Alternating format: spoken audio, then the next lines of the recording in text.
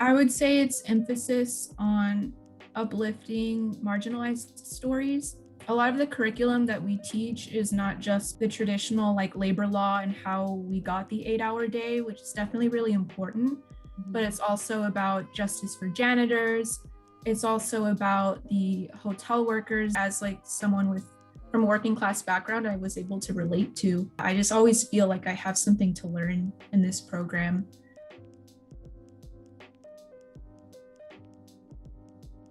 Before I even started college, I supported my mom because she's a domestic worker. So that's how my mom was able to make ends meet. And it was something that she really loved doing. So what really struck me was that even though care work is so essential, and that's something that we're talking about right now, especially during pandemic times, that it's also very precarious. It can sometimes occur in the shadows, so to speak, with work kind of being negotiated under the table. That kind of also informed how I approach things like the labor movement or immigrants' rights. I also find a lot of power in having been a student worker.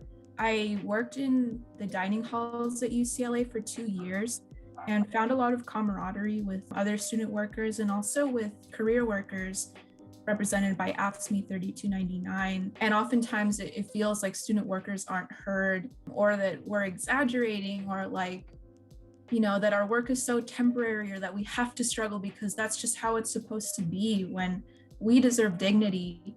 All work deserves dignity. All work deserves to be valued, and all work is work.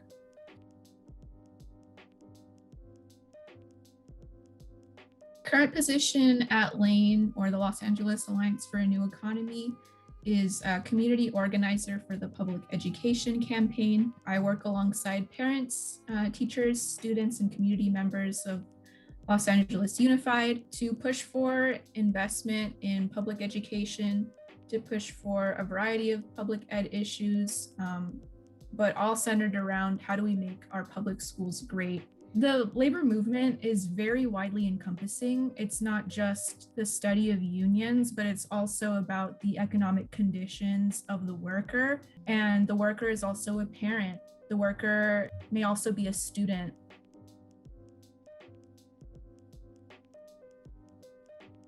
My advice to students that are interested in changing the future of labor is go for it. There is space for you in this movement. The economic conditions that we're operating under are changing every single day, and it's uncharted territory. It's stuff that we've never dealt with before, but that shouldn't discourage us by any means. I think it should also invite us to be creative about our solutions and think outside of the box.